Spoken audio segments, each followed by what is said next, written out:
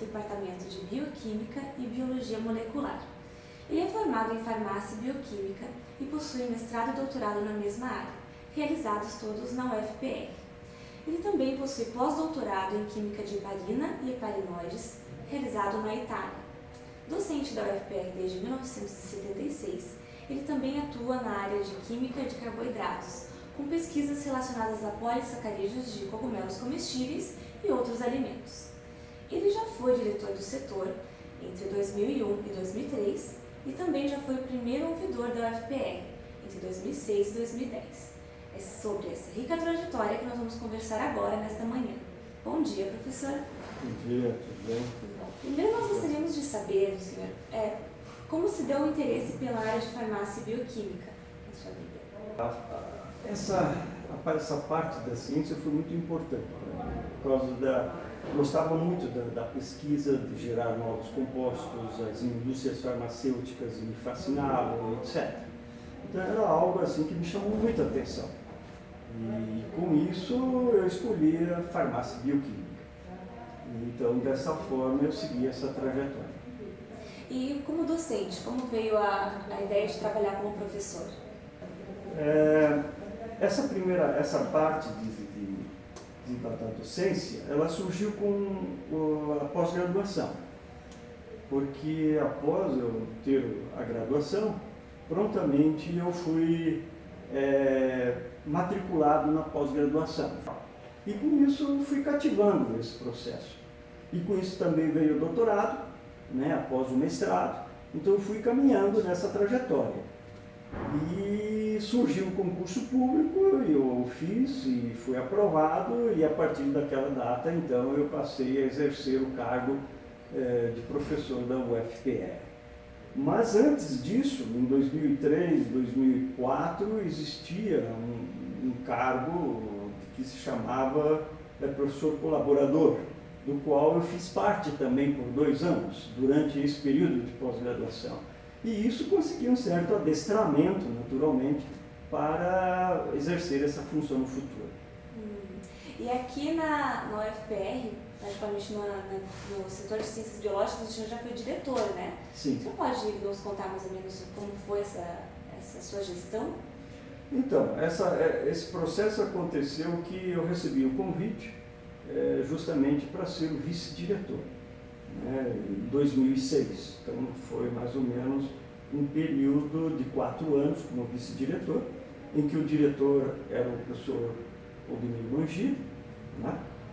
E com isso, em 2010, 2009 para 2010, surgiu um novo processo de eleição, do qual formamos chapa, eu e a professora Márcia Mendonça, e fomos eleitos e exercemos essa função, que iria até 2003, né? 2003, 2004. Porém, em 2003 eu me aposentei, com a entrada do novo governo, etc., novos processos, novas ameaças, novas mudanças, enfim, eu me aposentei para, digamos assim, até no auge da carreira. E o senhor foi convidado a ser ouvidor geral da UFPR após a sua aposentadoria, né? Foi em 2006. Como que foi essa experiência de ouvidoria geral? Olha, foi uma surpresa. Foi uma surpresa, porque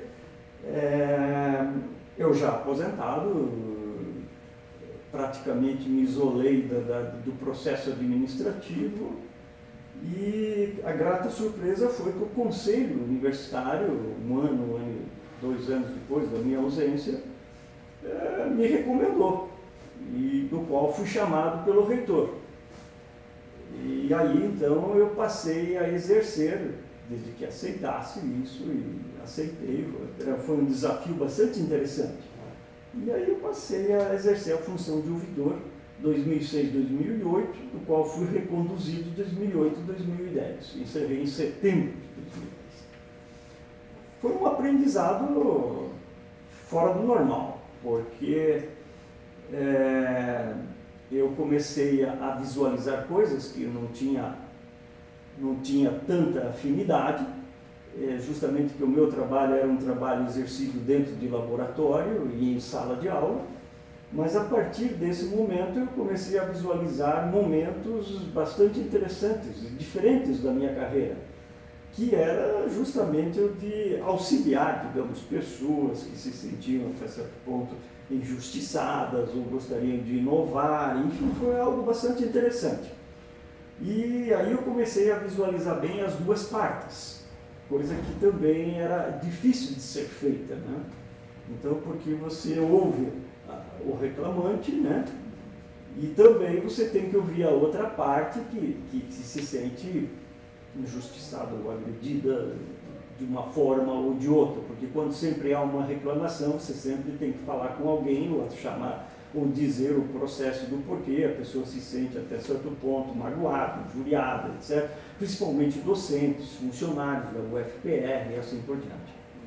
Então era algo que me deu um aprendizado bastante interessante e que eu estou aplicando justamente na minha vida, que é justamente sempre quando vem alguma coisa aos teus ouvidos e você sempre ouvir as duas partes para que você possa tomar uma decisão. Agora voltando um pouquinho e focando na parte científica. Desde o início da sua atuação aqui na UFPR, o senhor tem se dedicado à química de carboidratos, né? Você poderia destacar para a gente um pouquinho dos principais trabalhos durante todo esse período?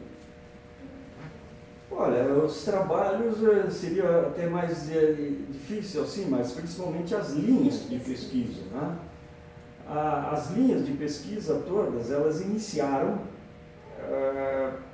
em 1982, porque de 77 a 81 eu fiz o doutorado, né? Então, eu comecei justamente a fazer um trabalho de pesquisa com uma nova linha de pesquisa, que era justamente porque o professor Loren estava vindo até para a UFPR. Então, nós começamos a desenvolver juntos uma pesquisa justamente com líquens. Líquens não posso dizer que são vegetais, porque são resultantes de uma simbiose de alga, que é um vegetal, com fungo, que é de outro reino. E com isso, essa simbiose resultava os líquens, né? Então foi uma linha de pesquisa bastante importante nos anos 80, dos quais resultaram provavelmente mais do que 5 dezenas de trabalhos científicos, porque era um campo totalmente descoberto dentro da química e que qualquer resultado se tornava importante para a ciência. Por isso que houve um grande número de publicações nesse sentido. E chegamos a um ponto de estudar os líquens, chegamos a um ponto de fracioná-los, separar a alga do fungo, e o resultado é uma coisa que tomou corpo incrivelmente, e muitos alunos de pós-graduação obtiveram seus títulos de mestre e doutor junto desta linha de pesquisa. Depois disso, em 89, eu fui para o exterior fazer o meu pós-doutoramento, justamente porque eu precisava trabalhar com outra classe de polímeros, né, que eu não trabalhava aqui, então isso foi planejado mesmo. E uma classe que sempre me chamava a atenção era justamente a de polissacarídeos com atividade anticoagulante e antitrombótica, que seria a heparina, por exemplo, né? A heparina como o principal polissacarídeo orgânico no sentido de exerce essa função anticoagulante e antitrombótica. E com isso lá eu passei um ano e meio aproximadamente, e justamente esse grupo me deu muito aprendizado, porque eles tinham um instrumento que era muito importante para nós, que é o instrumento de ressonância nuclear magnética, e esse instrumento eu comecei a visualizá-lo na Itália. Então foi um ano bastante gratificante, além de entender esse conteúdo relativo à heparina, também pude fazer com que esses polissacarídeos que eu tinha trabalhado, isolado e caracterizado aqui no Brasil, pudessem aplicá-los lá com uma função, uma transformação química, uma derivatização química que fizessem essa ação anticoagulante e antitrombótica. Então essa linha de pesquisa foi frutificante. E hoje ainda vem sendo desenvolvida justamente pelo professor Thales Cipriano, do nosso grupo de Química de Pesquisa. Depois disso, começamos a trabalhar com com gomas vegetais, que recebe o nome de exudatos, era uma outra linha de pesquisa, em que nós começávamos a obter essas gomas de árvores e que elas nos traziam grandes resultados muito importantes, porque era um campo também a descoberto, apesar de ser um campo trabalhado muito nos anos 40 do século passado, e nós renovamos com essas metodologias todas com a ressonância nuclear magnética. Então também é uma linha de pesquisa que surgiu assim, com muitos e muitos trabalhos científicos, que ainda hoje estudamos. O professor Gorin vem desenvolvendo essa linha com publicações bastante interessantes.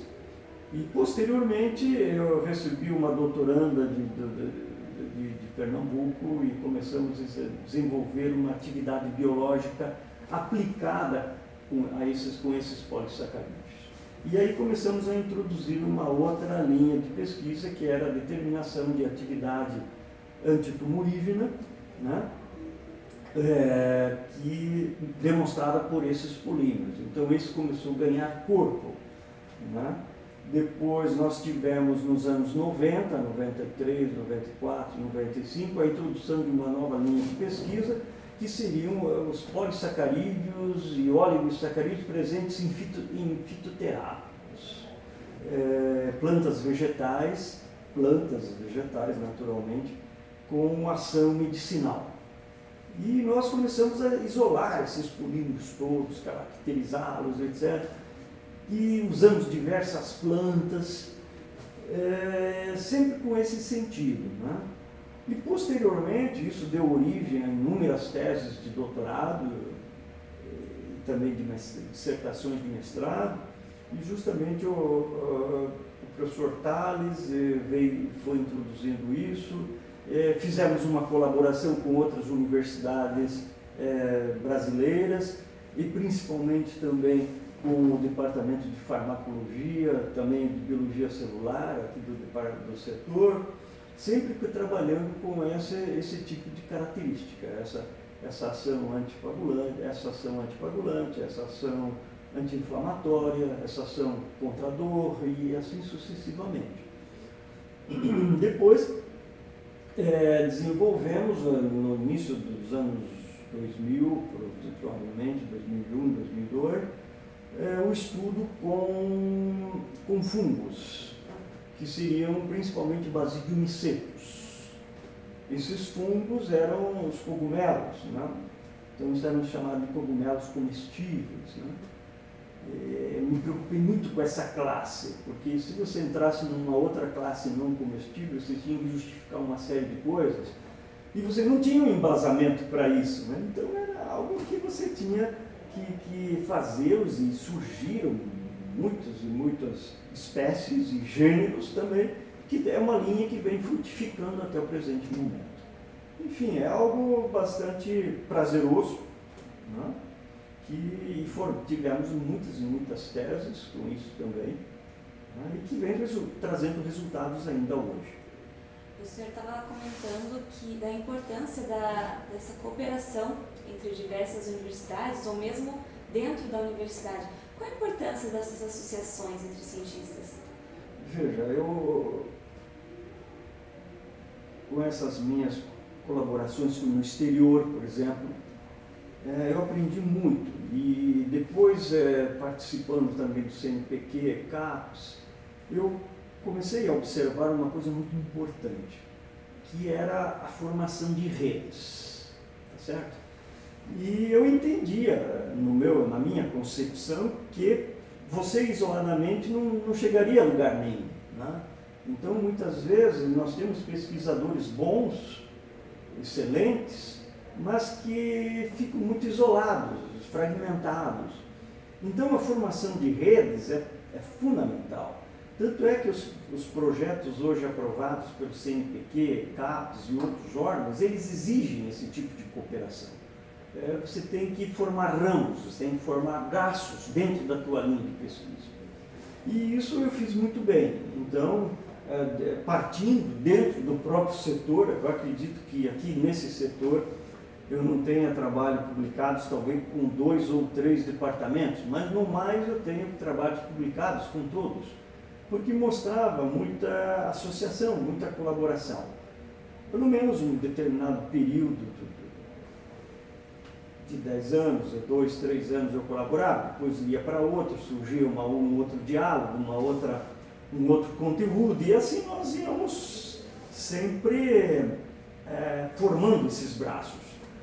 Então hoje, por exemplo, a gente trabalha muito com a farmacologia, trabalhamos muito em colaboração também com a biologia celular, trabalhamos muito também tivemos trabalhos com a patologia, né? E enfim, depois tivemos com a botânica, tivemos com a genética, enfim, alguns departamentos desse setor tivemos colaborações muito interessantes. E temos continuidade agora com esses 2 que eu citei. A partir daí também tinha com Santa Catarina, tinha com Rio Grande do Sul, tinha com Mato Grosso, depois fui para Pernambuco, Rio Grande do Norte. Então nós temos muitos braços relativos sempre à química de carboidratos ou aplicação dessas moléculas dentro de um processo biológico qualquer. Porque eu entendo que os polissacarídeos ainda, os carboidratos, serão uma grande resposta para doenças, para a cura de doenças do futuro, né? Então essa é uma perspectiva que eu entendo que será verdadeira no futuro próximo, apesar que já né? Mas só que ela não é expandida. Hoje o campo foi tomado pelas proteínas, foi tomado pelos ácidos nucleicos, foi tomado por uma série de coisas, e você acaba, os carboidratos mas estão se processando. Com a introdução de equipamentos altamente sensíveis, fatalmente você vai observar que tem um pequeno braço, um pequeno epitopo de carboidratos dentro dessa estrutura proteica, dentro dessa estrutura glicolipídica, muito importante. O laboratório, quando o senhor iniciou e como está hoje, está completamente diferente nessa questão instrumental, sim, né? Sim. Teve uma evolução. Por exemplo, nós tivemos, nessa parte toda, dessas ideias todas, surgiram justamente com a Itália, depois tivemos outras colaborações com os Estados Unidos, com o Canadá, depois tivemos recentemente com a Holanda, abrimos um outro ponto, um grupo que trabalha com cogumelos na Holanda, e estamos mantendo esse tipo de contato bastante importante, que nós estamos produzindo. Estamos começando justamente uma nova tese de doutorado com um material obtido que veio de cogumelos bastante diversificados dos nossos da Holanda. Essa sua experiência científica, ela é reconhecida pela comunidade, né, acadêmica. O senhor já recebeu prêmios. O senhor podia contar um pouquinho sobre os prêmios, o reconhecimento que o senhor já teve da comunidade científica? Então, veja, prêmios muitas vezes não são muitos, porque quando você se dedica à ciência, muitas vezes você esquece de estar fazendo uma outra parte, que é se projetar para receber prêmios, a não ser quando você é lembrado, né? Mas aconteceu em 2005 para 2006, em que eu recebi o prêmio de Ciência e Tecnologia do Estado do Paraná, que é um prêmio que era dedicado à área biológica, que justamente isso aconteceu em que eles escolhem um cientista, um pesquisador do Estado, em um determinado ano. Depois tem um outro ano eles reservam isso para a saúde, enfim, para agrárias, enfim, mas na biológica, neste ano eu fui agraciado com esse prêmio de Ciência e Tecnologia, que me deixou muito honrado, porque você ser visto como um pesquisador importante para o teu estado, naquele momento, foi algo que eu achei bastante interessante. E o segundo prêmio ocorreu em 2012, que foi quando fui eleito membro titular da Academia Brasileira de Ciências. É uma coisa que te surpreende porque para você ser eleito a comunidade nacional tem que te reconhecer. E você é votado por acadêmicos somente, por pessoas que fazem parte da academia e que você não conhece. entendeu? Que você não conhece. Mas, fatalmente, eles caindo dentro da tua produção, do teu trabalho, da tua vida administrativa, acadêmica, etc., com a tua produção científica, principalmente, porque sem ela não se vai a lugar nenhum. Né? Então, em 2012, eu fui eleito membro da Academia Brasileira de Ciências, que ainda estou fazendo, digamos assim, sedimentando esse mérito, né? Mas que me deixou muito orgulhoso por ser dentro de uma área bastante difícil, que é a área de ciências biológicas. Falando em acadêmicos e reconhecimento de acadêmicos, o senhor é, acima de tudo, docente, né? O senhor podia falar um pouquinho sobre como é esse seu perfil como docente, a sua relação com os alunos? Então, eu, como te disse, iniciei em 74, 75 como professor colaborador, depois a partir de 76 como professor assistente, que tínhamos o professor assistente na época. E eu sempre fiz essa parte didática. Eu gostava de fazer didática, de dar aulas, né? De fazer aulas. E aí era uma coisa que me chamava muita atenção. Gostava muito de estar junto dos alunos, né? E depois disso eu fazia aula para a farmácia bioquímica, fazia aula para ciências biológicas e depois com a aposentadoria do nosso titular da área de bioquímica para a saúde, que era a medicina, eu comecei a trabalhar nos anos 80, 85, 86, com os acadêmicos, os graduandos do curso de medicina. E fui até o final da minha aposentadoria, sempre fazendo isso, que foi um pouco interrompida, digamos assim, mas eu sempre estava na sala de aula quando entrei nesses cargos administrativos, etc., que me tomavam um certo tempo, mas que eu estava sempre atento a essa parte didática. Gostava muito, porque eu entendo que são os alunos que te mantêm com o espírito jovem, te trazem as inovações, necessitam, são carentes e que você, com um certo conhecimento, você pode levar essas informações para eles. Isso é algo que me chamou muito a atenção e que eu cultivo ainda isso até o dia de hoje.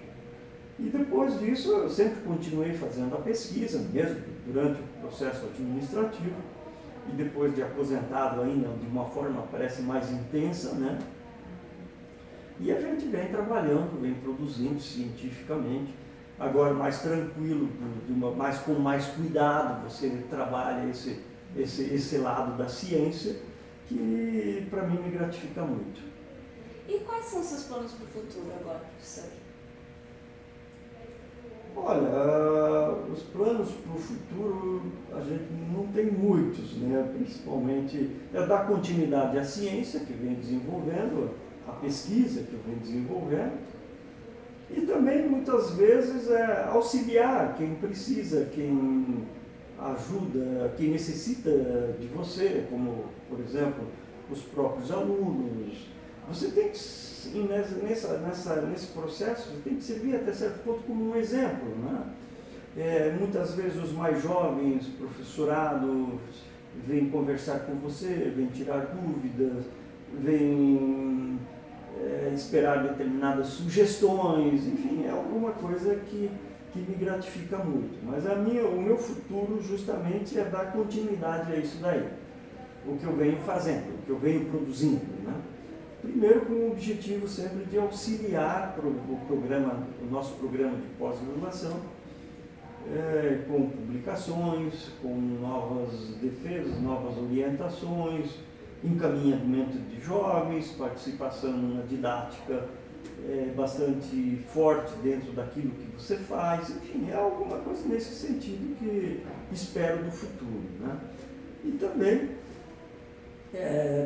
entrar para esse campo da consultoria científica, me agrada muito, você colocar em prática a tua experiência com outras empresas, indústrias, universidades que precisam desse teu conhecimento. Certo, professor. Então, a ASPEC agradece a sua presença hoje nesta manhã. Gostaria de parabenizar por toda essa sua trajetória, por seu reconhecimento, acima de tudo, né, totalmente merecido. E um bom dia para o senhor, para todos nós. A série Entrevistas fica por aqui. Até mais.